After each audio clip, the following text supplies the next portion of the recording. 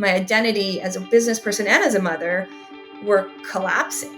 I was not a great mother helping my ill child. I was not a great business person. So who was I? I was like nothing. And I was very depressed about that. I remember I was in a hotel room on one of these business trips, and I said out loud, and I certainly did not think of it as a prayer, and I was not in any way intentionally talking to God, but I just said, wow, I give up. I don't know what to do. Like, I cannot fix this. And I just had never said that before. I'd never said that out loud. And of course, now I see that as a prayer, as the white flag. And after that is when God just came into my life in these really systematic ways. Hello, and thanks for joining in. I'm Jana Harmon, and you're listening to the Side B podcast, where we see how skeptics flip the record of their lives. Each podcast, we listen to someone who has once been a skeptic, but who unexpectedly became a Christian, to learn from their perspectives, both as someone who resisted God, and then as someone who not only found God, but is also a follower of Jesus Christ. Achievement and success often drive us. Unmoored to God, skeptics often believe they can take life by storm and find its fullness and fulfillment on their own. They don't need God. As poet William Ernest Hensley penned, "I am the master of my fate. I am the captain of my ship." Sometimes after reaching the summit of personal or professional success and the best of what the world has to offer, we're often left with a sense of emptiness after the temporary glory recedes, wondering, is this all there is? In my research with former atheists, while many reported a positive sense of satisfaction within atheism prior to conversion, slightly more than half, 54%, did not find atheism to be generally satisfying, but soberly accepted it as truth. This begs the question, were they willing to ask the deeper question? Is this all that life has to offer? It is in this moment of existential reflection that a decision is often made to either keep on keeping on or to search for something different or something more. Someone may become open to that which was completely walled off before, or not. That's part of our story today. Sue found the height of success in Silicon Valley and had a wonderful family life. She had a good life, but somehow it didn't ultimately satisfy her soul. It set her on a journey of searching for something more. I hope you'll join in to hear her whole story. Not only what informed her skepticism, her agnosticism, but also what allowed her to reconsider what she once thought so repulsive and irrelevant. This should be interesting. Welcome to the podcast, Sue. It's so great to have you here today. Thank you. It's great to be here. As we're getting started, so the listeners know a little bit about you, why don't you tell me a bit about who you are, where you live, perhaps what you do? Yeah, so I live here in Northern California, a little town called Pacifica on the beach. I have a wonderful husband who surfs, which is why we're out here by the beach, and 3 teenagers. One is a sophomore in college, the other is a senior in high school, and then the other is a sophomore in high school. I work at Salesforce. I'm a senior director of content experience, so basically documentation and videos. And I kind of grew up in Utah and Colorado. Wonderful. So you grew up and you said Utah and Colorado. Let's start back there. Tell me a little bit about your childhood. Also, not only where you grew up, but your family, your community, your friends. Was there any sense of God or religion in your growing up years? So I grew up in a town called Layton, Utah, which at the time was 95% LDS, Latter-day Saints, or also known as Mormon. And we were not that. My parents were Christian, and at the time, I have this vague memory of going to a children's church meeting, but we kind of walked away from that.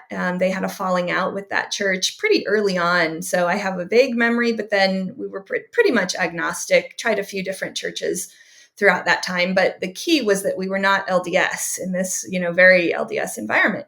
So the impact of that is two things. One is that I was an outsider. I really couldn't, do all of the events with all the other kids. They would talk about things like their ward, and I just wasn't part of that. And then also my family and myself in particular were the target of evangelism. So pretty hardcore evangelism, pretty interesting attempts at evangelism. It felt at times like the whole town wanted to convert my family. So I developed this huge wall against religion of all types and just decided that was not for me. I wanted nothing to do with it. If that was the impact of it, of making me feel like an outsider and, making me feel pressured, then I didn't want anything to do with it. And I kind of developed this, I was pretty much anti-religious, I would say. I was that friend in college that was sending, articles disproving this and that to my friends of faith and having deep, long discussions about how illogical it was and irrational it was. And I really felt like I didn't need that in my life. So these walls that you built towards religion, that persisted, it sounds like, all through your childhood. Even when your parents were nominally Christian or whatever, there was no faith on your part, there was no real belief on your part, and then you just became adverse to any sort of religion. I can't imagine feeling like such an outsider in such a religiously dominated world of which you were not a part, and they were aggressively pursuing you. What must have that felt like? I mean, if you resisted it to a point of antipathy, you wanted nothing to do with it, what would that feel like? What would that sense of, I guess that informed your understanding of who God must be, right? It was, yeah. And I definitely don't want to demonize that environment because they were also incredibly loving. I mean, one of the kindest environments you can ever imagine is just about anywhere in Utah. So I look back very fondly and have many friends who are LDS back then and now. So definitely not in any way trying to paint it in a too negative of a light. But there were a few moments. I know once I got invited to what I thought was just a snowmobiling weekend with some friends. And it turned out that it was that, but it was also a chance to sort of get me a little bit isolated, and both the kids and parents kind of surrounding me in an attempt to convert me. So it was quite odd and pretty traumatizing. I think I was maybe 10. So that kind of, I built that wall. And then the repeated attempts of my mom to get me to go to church, and I found it so boring. My sister and I would just write notes about how horrible it was to each other. I really did think this was just irrational and quite unpleasant. So obviously it wasn't worthy of belief and not logical, rational. So what did you think belief in God and Christianity was for, whether it was Protestant Christianity or LDS? What did you think religion was if it wasn't, I guess, true for you? Yeah. I just thought it was a crutch. I thought, well, that's nice for you that you need that little pick me up to, keep you going, and you can pretend that there's something bigger than this world. And then I also thought it was just superstition. I had a friend who wasn't really very Christian, but she would say things like, I just felt something. I felt a presence, or, sometimes I feel like somebody's here. And I would just kind of internally laugh. And there's a lot of arrogance in me all these years, of like, okay, you can go on and think that. But I just felt like I wouldn't call myself an atheist. I wouldn't say I said there's no God. I just would simply say, nobody knows. Nobody knows. It doesn't really impact my life terribly. I'm, going to focus on driving my own future. Just captain of your own ship. Yeah. So it sounds like you did encounter some people who were Christians growing up. It just didn't sound like something you wanted to be a part of. Yeah, in fact, my parents, because the public school was so heavily LDS, they pulled me out and they put me in a Catholic school for high school.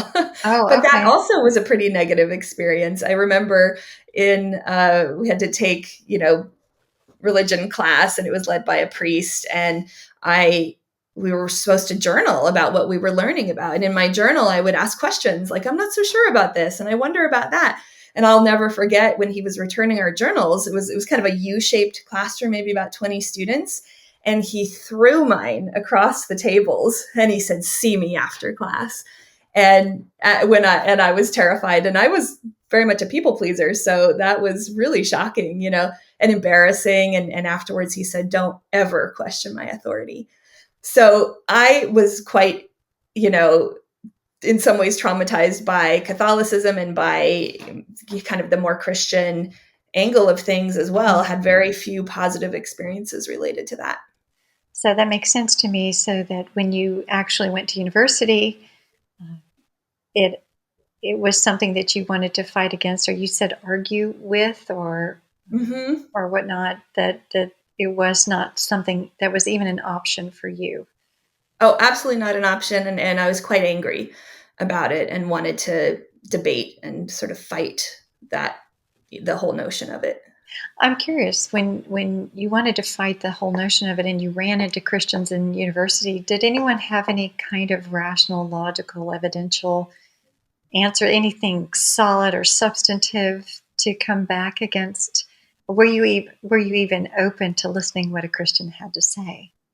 I don't know that I was actually open, but I had wonderful examples of Christians in my life. I really Mm. did. I dated a man for 3 years who was devoutly Christian and tried so hard to get me to convert. He even had his father to call me and try to convince me, and I worked with really amazing people as well. None of that really softened my heart. I mean, it just didn't penetrate at all. I didn't hate Christians, certainly, and I didn't think that these people were illogical, but I just felt like, well, that's fine that you need that. I So, accepted that, but it in no way got me to change my mind. mm. Really, nothing that they said. So it was just a psychological crutch, something for people to have a sense of belonging, perhaps. Or maybe they were just raised that way, and so of Yeah, course they would think that way. right, So a little bit of maybe even brainwashing. right, We're all brainwashed in some way. We're all products of our environment, so of course they would be too. So right. that was what I thought. Okay, so that kind of uh, perception of religion and Christianity and belief in God, how long did that persist? You said you went through college and you started in the business world.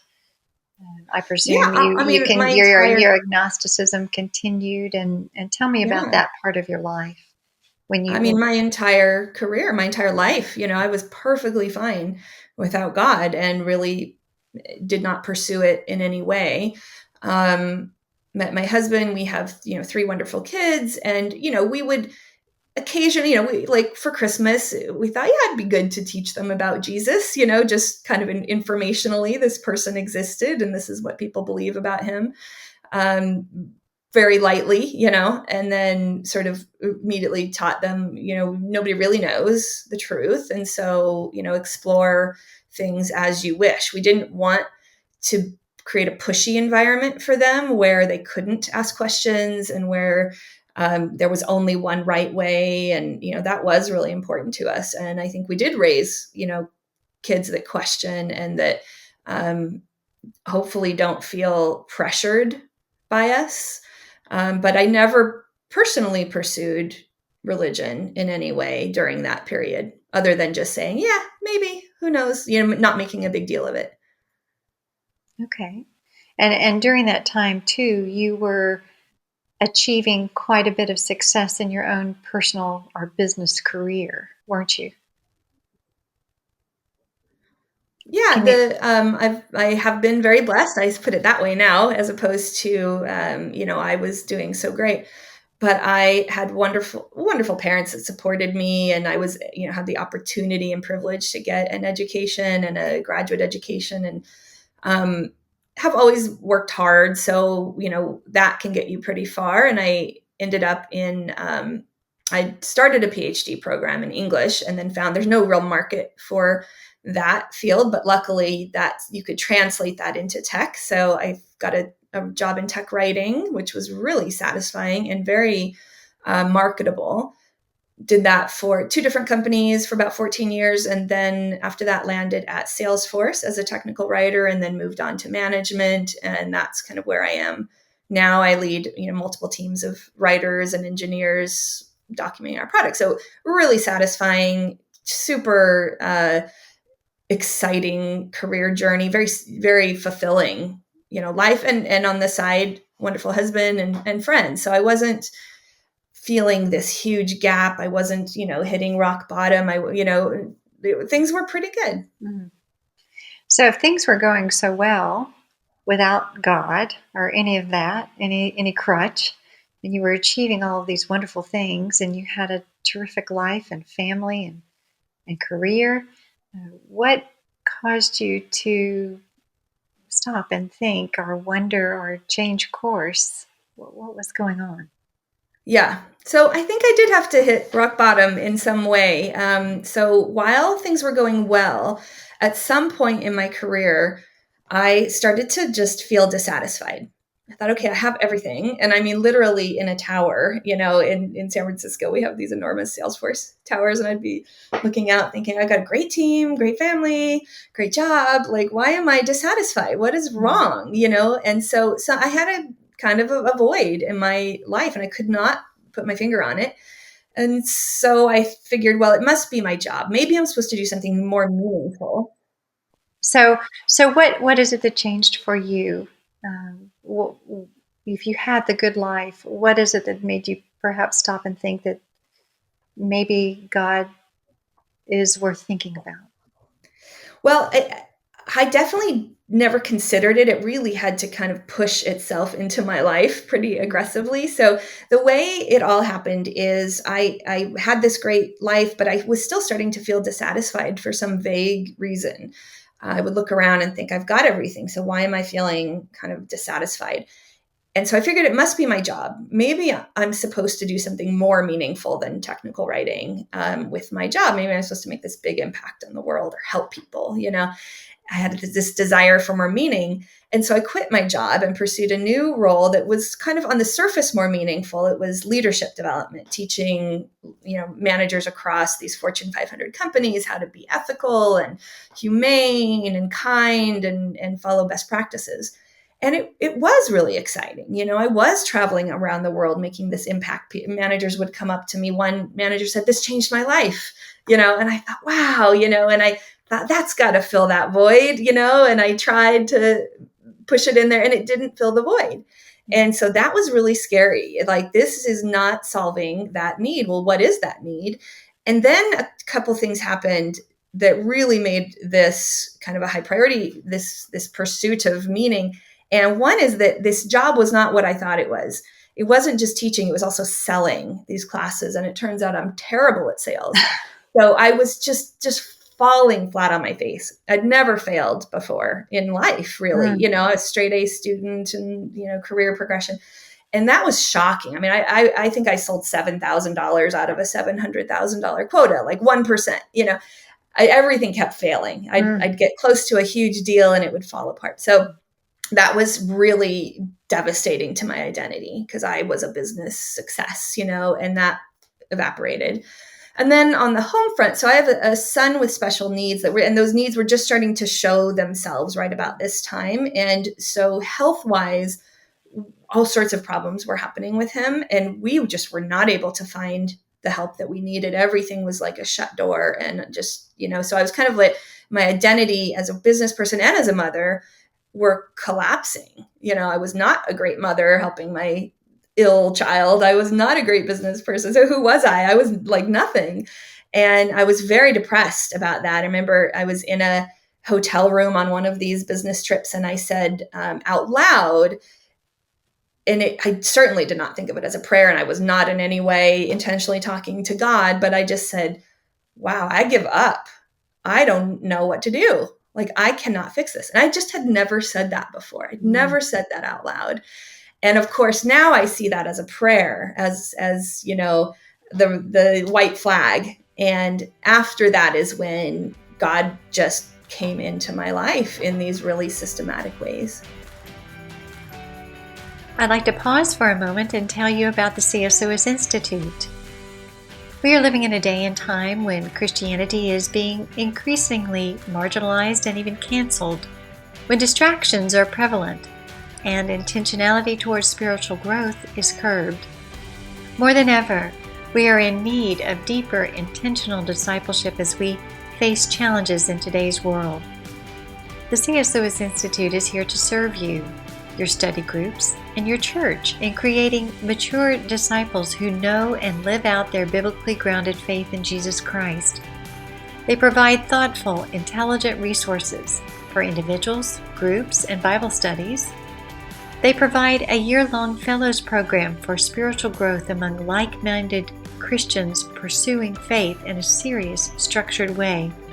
And they host events with respected Christian authors and thinkers to help us understand Scripture and the Christian worldview. They also help us engage culture in effective ways. We hope you'll not only take a look at these offerings, but also prayerfully consider donating to this ministry. You can find out more about the C.S. Lewis Institute and give by going to our website at www.cslewisinstitute.org. Now back to our story. Wow. So that was a major turn of events. So Yeah. You were praying even though you really didn't know it was a prayer. It was that point of, I guess, laying whatever you held of yourself down and saying, I can't do this anymore. Yeah. Some point of surrender, but it wasn't real clear at that point, I'm sure, what you were surrendering to or to whom. Yeah.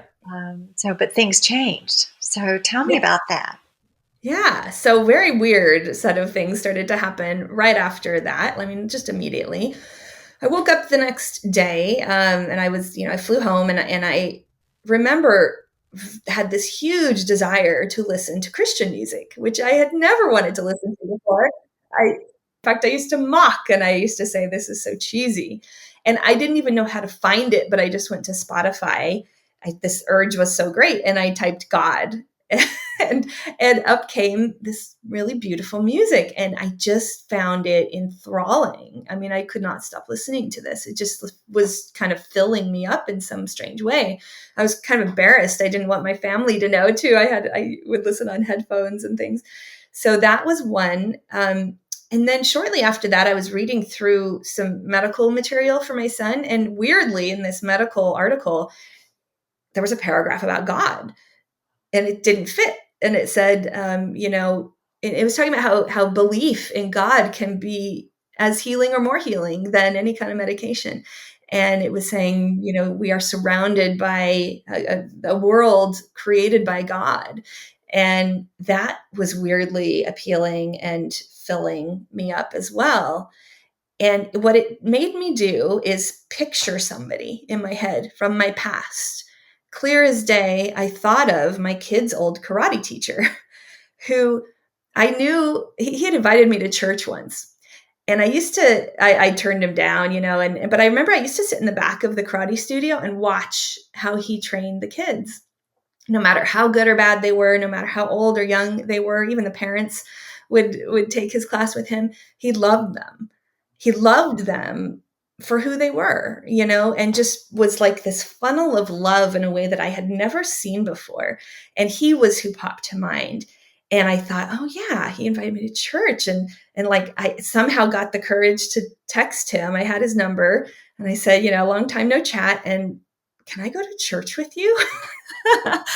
And he said, no, I'm just kidding. He said, of course. And then that was a really kind of big moment for me. I bet he was shocked. Yeah. He was out of the blue. Yeah. I didn't even tell my husband, that I was going through all of this. It was all just kind of keeping it inside at this point. So then you went to church with him for the first time as an adult. Curious, I presume. Yeah. I had taken Open. my middle daughter had expressed curiosity once, and I had taken her to a couple churches, I think, just trying to allow her to question and everything. But yeah, for the first time on my own volition, I went to church, and it was this tiny little church in my town of Pacifica. And I walked in, and it was like a pretty transformative experience. I remember sitting in the back, and the pastor was talking about prayer and the power of prayer. And I thought, wow, I'm going through all of these hard times right now. And I had been searching for therapists and searching for, solutions and, top 10 lists, some reading blogs, how do you solve your own thing? And I thought, I never thought of prayer, and at the very end, and I remember crying. For some reason, I was in the back crying. And at the very end, these two people went under this big cross, and they said, if anybody wants prayer, we'll be right here. And I was like, oh my gosh. So something gave me the courage to go up to them. I'd never asked for prayer or been prayed over in my life. And I just said, can you pray for me?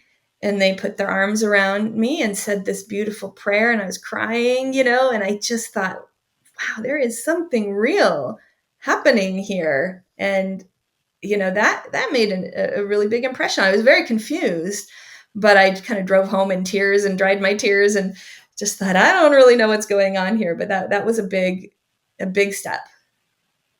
That would be a big step from someone who was rather agnostic and really resistant to God for so long. And then you surrendered in some way and became open, and then somehow he shows up. You feel, in a sense, a palpable reality that there is something more than you had thought. Absolutely. Before. So I guess at that point you were very open to exploring whatever this was. Tell me about that. Yeah. So I was kind of sitting with all of this, and I was going on another business trip. So while I was there, I was unpacking my things, and I got a text from this karate teacher. And I was still in the wrong job and still, unable to fix the situation with my son's health. And this text said, Sue, I pray that the Holy Spirit will reveal himself to you today. How did you feel about that? Did you understand that language? Did that seem kind of weird? Or I can't imagine. I did not understand it, but I felt it. I understood the feeling of it. I understood that this man took time out of his day to send me a prayer, to send me something quite bold. I mean, it makes me almost want to tear up now. Like, I sat on the bed just holding my phone, like holding this prayer. Like, this was just pure love in my hands, unsolicited love. And I'll never forget that, how powerful that felt, even though I didn't understand it. And so I sat there and just kind of meditated on it. And it was only about 30 minutes later, I get a phone call, and I'm thinking, okay, what's this about? And it's my Aunt Jean in Texas, who of course would not have had any contact with this karate teacher. And she sounded really nervous. And she said, Sue, this is going to sound weird, but I'm supposed to call you right now. And I'm supposed to tell you about God. Wow. And of course, I thought, oh my gosh, like I just got this text from, the karate teacher almost preparing me for this call. I feel to my soul that God heard the karate teacher's prayer and really compelled my aunt to call me, because we had never talked about religion before. I mean, I knew she was a Christian, but I had no interest in it my whole life. And so it was quite bold for her to call me. And I said, what made you call me? And she said, well, when Missy died, Missy was her daughter who had died of an aneurysm many, many years long ago. And she said, I felt the same urge to call her, this urge from God to call her. And I didn't. And I always regretted it, because that night maybe I could have called her before the aneurysm. Maybe I could have told her I loved her, And so she said, I vowed that if I ever got that feeling again, I would obey it. And I had that feeling tonight. I'm supposed to call you. It's very powerful. And she didn't preach and she didn't lecture. She just told me what it meant to have God in her life and to be able to pray. And she told me stories. She told me 2 to 3 stories of God showing up in her life and lifting burdens and transforming things. And it was so beautiful.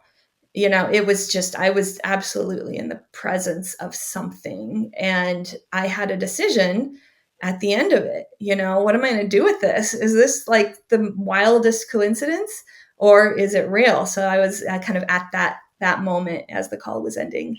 Yeah, I would imagine you would, as she's speaking about God showing up in her life, I can't imagine that you wouldn't be thinking, is God showing up in my life right now? Right. It couldn't be coincidence. 30 minutes from the text, and it had been Yeah. years since she had felt that urge, and then it's all on you. Yeah. It would be hard not to think that, C.S. Lewis's terms, the hounds of heaven are Yes. kind of focused on you at that moment, and that you felt that in some way. How did you respond to this this kind of focused personal attention from God? Well, I had to decide in my head, is this really God? Because that whole 30 minutes was really a decision point. Before it was like, wow, this is weird. Now it's like, wow, I think God might very well be real, Oh my God. And I'll never forget that kind of decision because it's like a door opening to a universe. It's like you realizing what you thought of as the universe was actually like a room and opening the door and seeing like there's an entire world out there. There's an entire existence. There's an entire way of thinking and living and being. There's a God. There is a God. There is God, the God. And all of that, I just couldn't deny it anymore. I couldn't deny what had happened, like physically, like these things did happen. I have the text, I even like snapshotted on my phone the time that Aunt Jean called. I wanted this evidence. These things happened. And I can't deny that. And then I can't deny how I feel, which is just what it felt like. My mom passed away a long time ago. We were best friends. She had cancer and it felt like I was being held by her. That's what it felt like, is like being in the arms of someone that loves you more than anything else. Wow. That's so pretty profound, very powerful language you're using. I decided, I would verbalize that before we hung up. And I just said, I believe you, which was a big step, actually really saying, I believe in God. Right. I think it's true. And we hung up. And real. Yeah. So that was a major turn for you. I imagine that your husband was a bit surprised. Your daughters or children were surprised. Tell me about that. Yeah. Well, I'll tell kind of the next phase first, which was still I had to process all of that. So I remember after we kind of hung up, I fell to the floor really and just sobbed for like 3 hours, really thinking back on a whole life of taking credit for the blessings that I had been given, taking credit and knowing like the whole time God was there, the whole time he was doing it for me, like, and how unappreciative I felt and how just really sorry I felt, and I remember trying to pray and like words wouldn't come out. And then finally, once I went through all of that, I realized what I needed, what my prayer would be. My first real prayer to God was, I'm sorry. And I could verbalize that. And it was like instant forgiveness, instant like load off my shoulders, instant just euphoria almost. And I texted the karate teacher back and I said, you're not going to believe what just happened. And he said, praise God, get a Bible and read John. So I found a Bible, and that kind of started this journey. And I went back home after that, and I stumbled back in this church, and I told the pastor and a couple others, like, how do you give your life to Jesus? And he said, just let's talk about it. Let's pray. And we just said a really messy prayer. And like, I feel like I had already converted in a way in the hotel room, but that was nice to verbalize it and just say, I give my life to Jesus, to following Jesus. And so, then how do I integrate that back into my life? I'm really careful about not talking about my family in public, just to protect their privacy. Sure. But I can just share real vaguely that definitely it was shocking to have your mom come home as a born-again Christian. I say that proudly. I'm a born-again Christian, even though I know that carries a lot of negative connotation. And I would have, never thought I would ever say that. That's pretty shocking to your family. But we had lots of really good conversations, and it turned out to be just a wonderful thing for all of us. And I now tell my story like here, and they're very, very proud of me for kind of all of this growth and change. Yes, and I would imagine so, and how wonderful to have that kind of support. Yes. Calling yourself a born-again Christian, that does carry with it a lot of preconceived notions and connotations. Yeah. I imagine working in Northern California, Silicon Valley, how is that received as a successful businesswoman in Northern California, in the business place, in the workplace? How is being a born-again Christian taken? I would imagine that would have challenges of its own. Yeah, so that was an interesting part of all of this. I feel like it was only a few weeks after I converted or maybe a few months, that I got an offer to come back to Salesforce. So I feel like that was a gift from God, and that I was there not just for myself, not just to make me happy, but to bring faith, to make it safe to have a faith in the workplace. And so I wasn't sure how to do that, but I was really clear that was part of the reason I was coming back there, is to be a leader of this movement within the workplace. And so I was very scared. Like, I didn't even want to wear my cross at first or tell people about it. I was really scared. I remember I started by wearing it was like a flower cross. So it almost didn't look like a cross, and I would wear it to one meeting. And I think, okay, well, nothing bad happened. Nobody mocked me. Nobody yelled at me. Maybe I can wear it to 2 meetings. And then I eventually, wore it all day and made it a real cross. And as I was testing the waters there too, I also was searching for people that were professing anything related to faith, maybe like in their signature on their email. I noticed somebody had like a Bible verse, and I noticed someone else had posted something about faith. And so I kind of found them, and we started a quick little Bible study, a prayer group, and it grew from like 2 to 5 to now it's hundreds of people all around the world. Wow.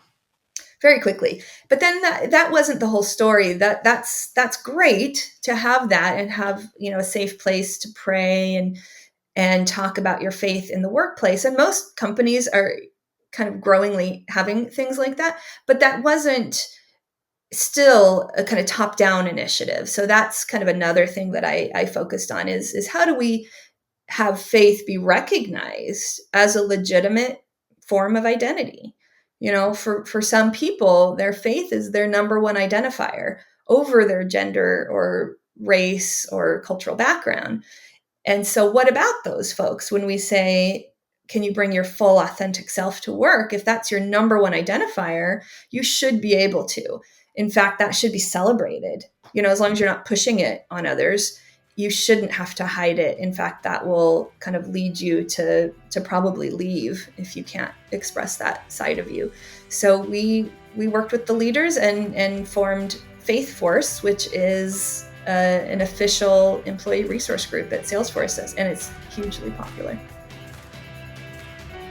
I'd like to take a moment to tell you about the monthly resource at the Csus Institute. The Institute has a wealth of resources available to you which encourage discipleship in the legacy of C.S. Lewis, through deepening, strengthening, and living out your faith through your mind, heart, and hands. This month, the Csus Institute is highlighting resources that help and encourage you to share your faith with those who don't know Christ. On their website, you'll find articles, videos, podcasts, study courses, and recommended readings. To find all of these helpful materials, please go to csusinstitute.org/sharing your faith. Now, back to our story. That's fantastic. Very, very bold, and I think innovative and really courageous in this moment. I like the way that you say that is that identity, and the number one marker you typically in Christianity is that you are, that's who you are as your primary identifier as a follower of Christ, and all of those other things are secondary to that. And thinking about your story, thinking way back when you criticized belief in God and Christianity as irrational and illogical, as a crutch, I can imagine the skeptic listening to your story and saying, oh, she just kind of had a powerful experience of God. Yeah. And she's now one of those who needs God as a crutch. And you're an intelligent woman and a thinker and very rational. So how did you fuse those two things together in terms of justification for the things that you believe? Yeah. Well, I started studying in great depth, found some really trusted mentors to kind of help me through that. And what I found was good data. What I found was almost nobody denies that Jesus existed. Like very few people deny that or deny that he was crucified. Nobody denies that he had followers, that he had these apostles that kind of spread his message all around the world. There's enough evidence of that is, not necessarily historical, not necessarily written by other Christians.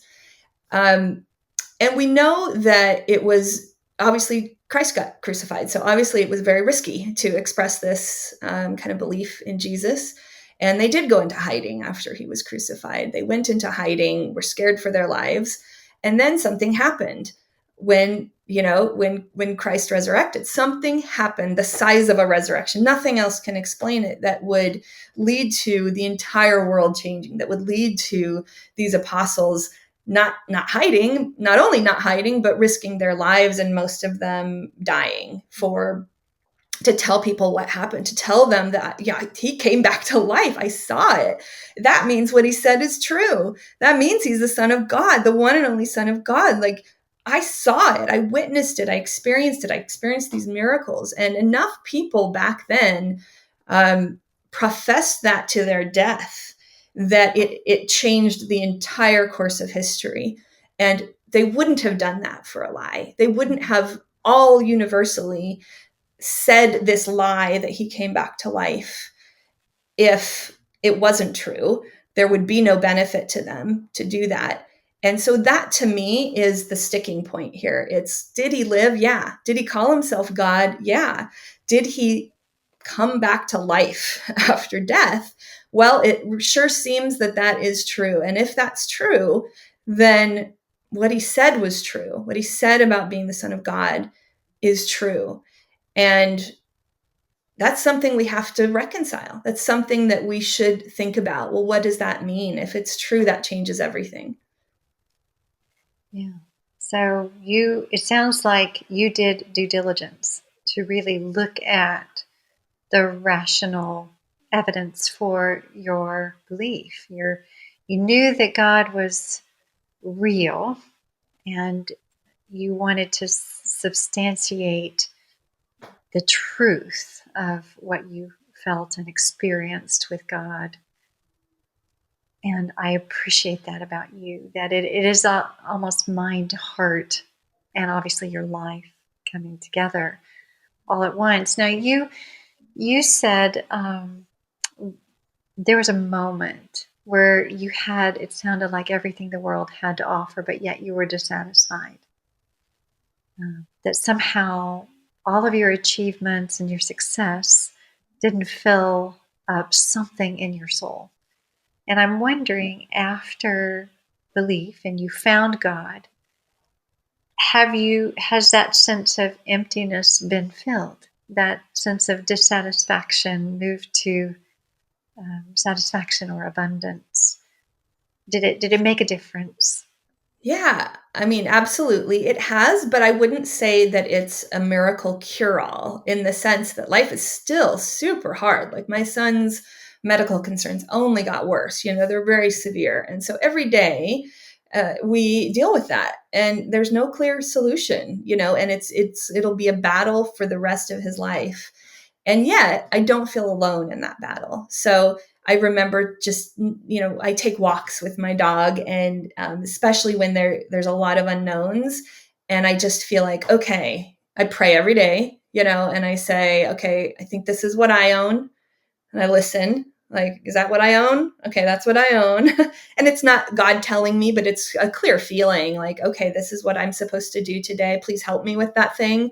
If maybe it's an appointment with a doctor, that's what my focus is, and I do need to step forward into that.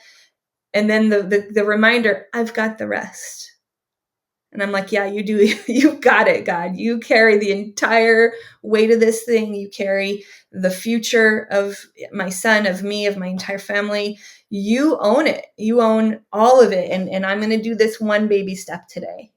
And that's so much more manageable than thinking, what am I going to do next week? What am I going to do next year? What if this happens to him? What about when I die? Who's going to take care of him? I don't worry about all of that anymore. I honestly don't. I like, God, what do I do today? That? Okay, I can do that. And it changes everything. I mean, it is just like having just your best friend, your best parent, your best coach, like just telling you, I've got it. You do this, I do that. Teamwork. That, especially, I'm thinking in the world, looking at the world today, and there's just so much fear, Yes. and so much, I guess, sensed need for power among many, wherever you go. And so, what I hear you saying is that you really have a peace Yes. that you didn't have before, in a sense of really peace, whether it's in this life or what's to come. And I would imagine that would inform everything about your life. Yeah, it's very manageable. That's what I would say. Sort of no matter what happens, and I really mean that. I think the worst tragedy ever. I feel like I could manage it because I don't have to fix it. I don't have to lead it, and I don't have to carry it. I can carry my part, and it is a great sense of peace. And it takes work too. I mean, I have to carve out that time in the morning to look back, and I thank God for what He's done for me the day before, and acknowledge Him. And I go through the Lord's Prayer, and then I look at my day ahead, and I say, what am I supposed to do today? And it's usually one thing. And then I ask Him to help several people in my life, and He does. And I go into my day, and it is every single day like that. And it is now quite just peaceful. Yeah, it sounds like it's driven by both peace and purpose. Yeah. And purposes that are not only in your world, but beyond yourself, and purposes for the world. So, especially with what you've done with regard to prayer and bringing forth faith in the workplace in such a substantive way, you're to be applauded for that. I think that takes immense boldness and courage.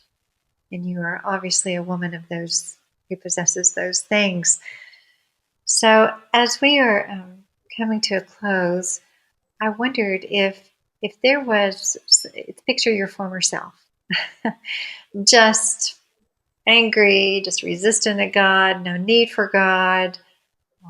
Perhaps somebody is just the least bit curious, though, and You could be somehow that karate teacher Yeah. in someone's life, or just based upon your own journey. What would you tell a curious skeptic? I would totally empathize with them first, because I think a lot of Christians, when they're trying to convert others or they're trying to persuade others, go about it so poorly, and that was my experience on the other side of things. So that's the last thing I would ever want to do, is pressure somebody. So really just empathizing, like I get, at least, my reasons, I get why to be skeptical. I think it's perfectly legitimate. I'm surrounded by people who are legitimately skeptical. You're not crazy. You're not, a heathen. You're not all these terrible words that I think you might be depicted as. It's awesome that you question. It's awesome that you push back. Like, this is so great. That's what God wants of all of us, And if you're ever interested, I'm here for you. I mean, that's what I would say. The worst thing you can do is pressure somebody, definitely from the perspective of the Christian who is trying to be the best follower of Jesus that you can be. I mean, don't be ashamed of your faith. Like, own it, wear it proudly, in the sense of never show shame for being a follower of Jesus. He's a wonderful person to follow, and Son of God, and that's one thing. And the other thing is just be loving and encouraging. And, at the right time, people will ask you questions. Don't be afraid to bring it up, in the sense of, what's your faith background? How did you grow up? What are your thoughts about faith? And really listen and care, but don't manipulate, don't pressure. That isn't your role whatsoever. And it's not reflective of Jesus. So I would just tell the skeptic, I totally get it. And that's awesome that you question. Yeah. Yeah. Because truth is not afraid of being questioned, right? Yeah. Jesus can take it. Yeah. Yeah, absolutely. Is there anything else you want to add to your wonderful story before we end here, Sue? Any thoughts or anything you think that we've missed? I would end with Revelation is, one of my favorite passages in there. Says, "Behold, I stand at the door and knock. If anybody opens the door, I will come in and dine with you, and you with me." So I just want the whole world to know that scripture, that God is waiting. He's been there the whole time. He'll be there the whole time, and he will come in as soon as you open the door, as soon as you say, okay, I give up. I actually can't solve this whole life thing on my own.